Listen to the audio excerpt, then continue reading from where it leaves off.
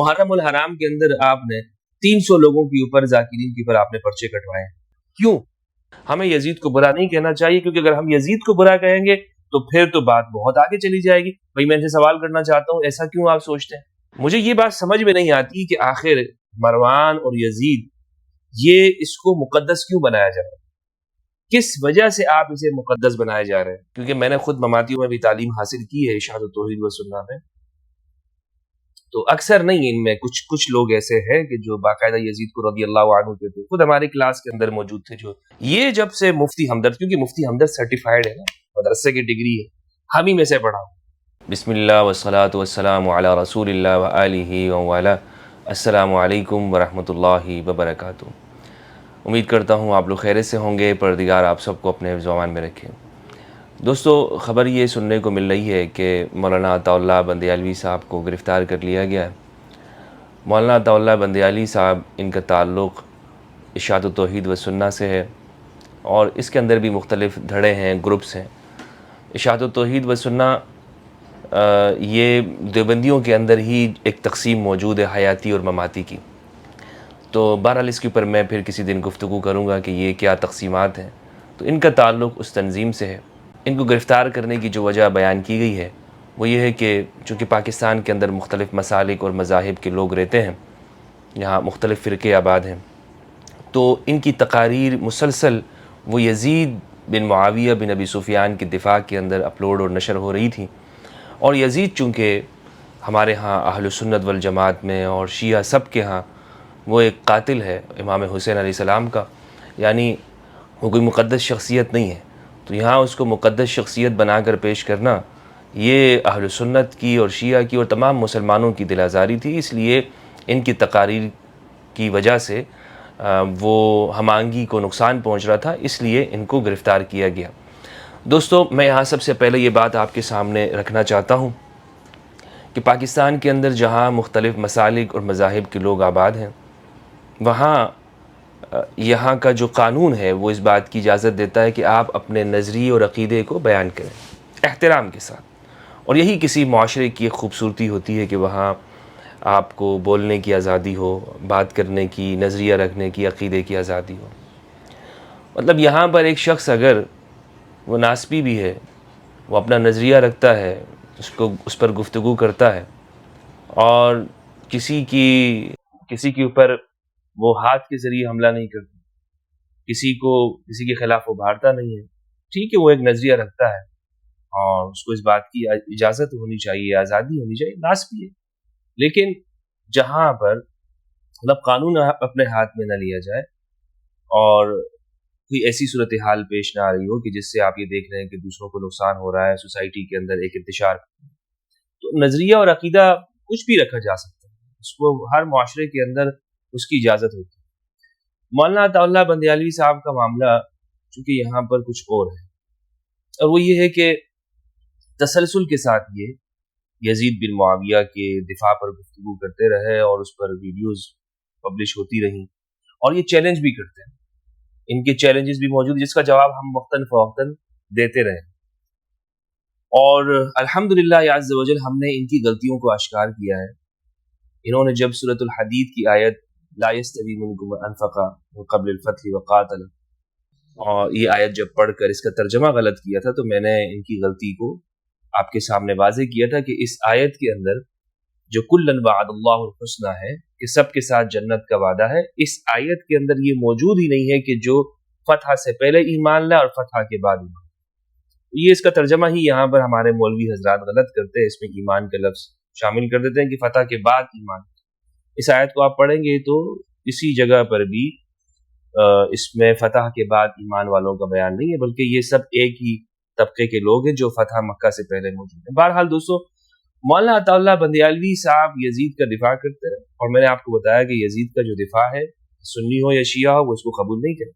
لیکن یہاں پاکستان کے اندر موجود ایک ایسا طبقہ جسے ہم سنی نہیں کہہ سکتے، یہ طبقہ سنی نہیں ہے.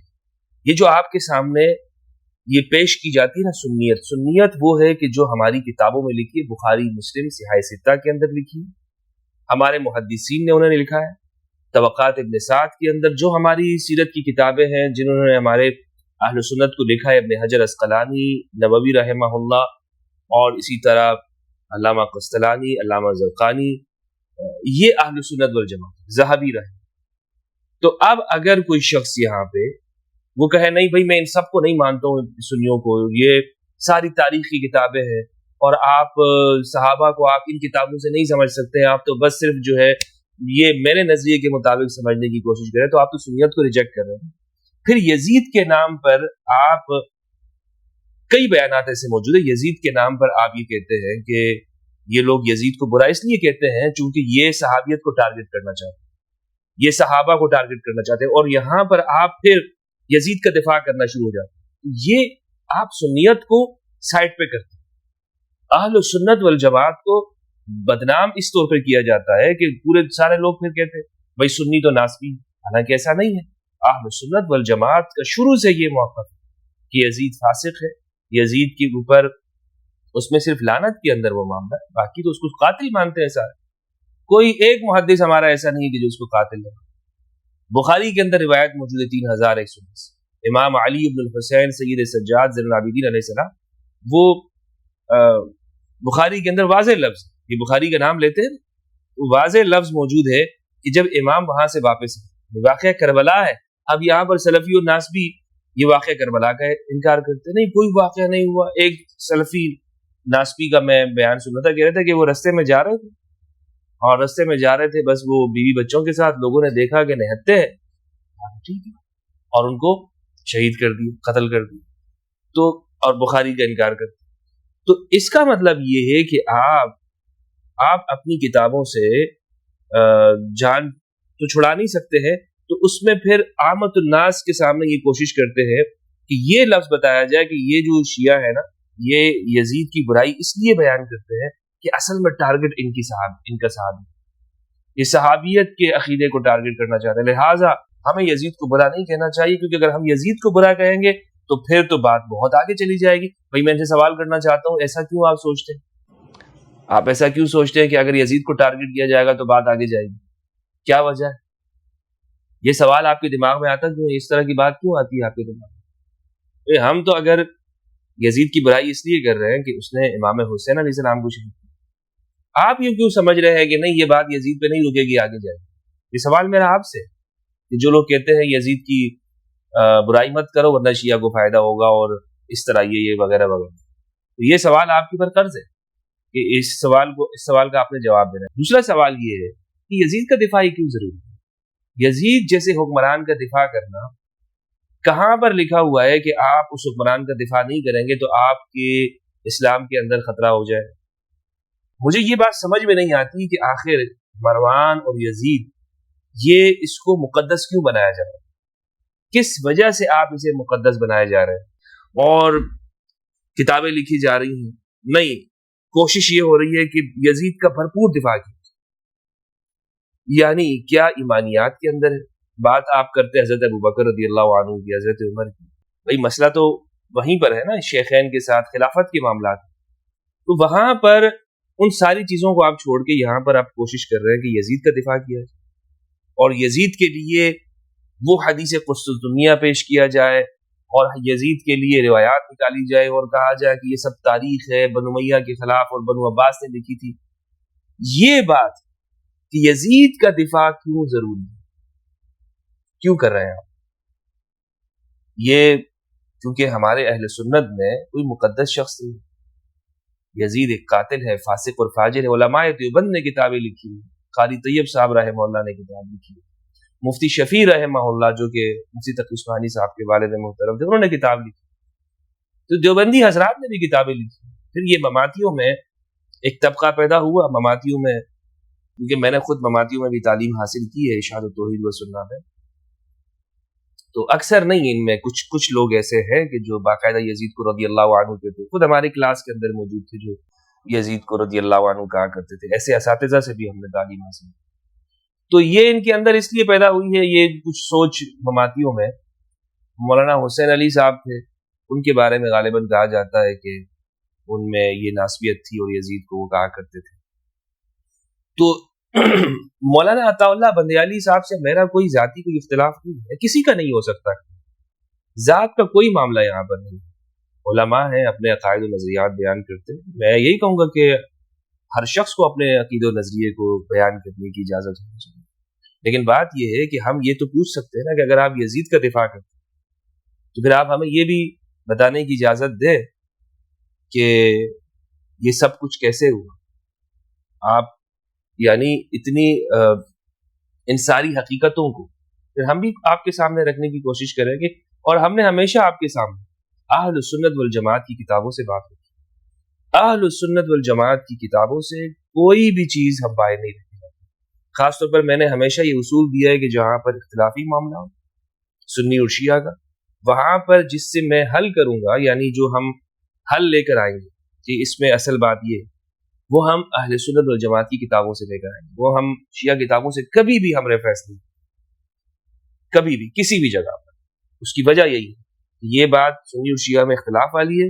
اس میں جو حل ہوگا وہ اہل سنت والجماعت کی کتاب سے ہوگا، چونکہ یہ ہمارے لیے حجت ہے نا اہل سنت کی کتاب. یا تو پھر ہم ان چیزوں سے بھی ہاتھ اٹھائیں، نہیں بھائی میں اہل سنت کی کتابوں کو نہیں مانتا. یہاں پر مولانا عطا اللہ بندگالی صاحب کی اس گرفتاری کو لے کچھ لوگوں نے سوشل میڈیا پر خاص طور پر تکفیری حضرات پوسٹیں لگانی شروع کر دی کہ جناب دیکھیں عطا اللہ بندیالوی صاحب کو گرفتار کر لیا، لیکن علامہ شہنشاہ ندوی صاحب اور علی اکبر ناطق اور ہمدرد یہ لوگ تو گستاخ صحابہ ہیں. دیکھیں آپ میری سوشل میڈیا کے اوپر ہزاروں ویڈیوز ہیں اور میرا اپنا آفیشیل چینل ہے، میں کسی اور چینل کا ذمہ دار نہیں ہوں.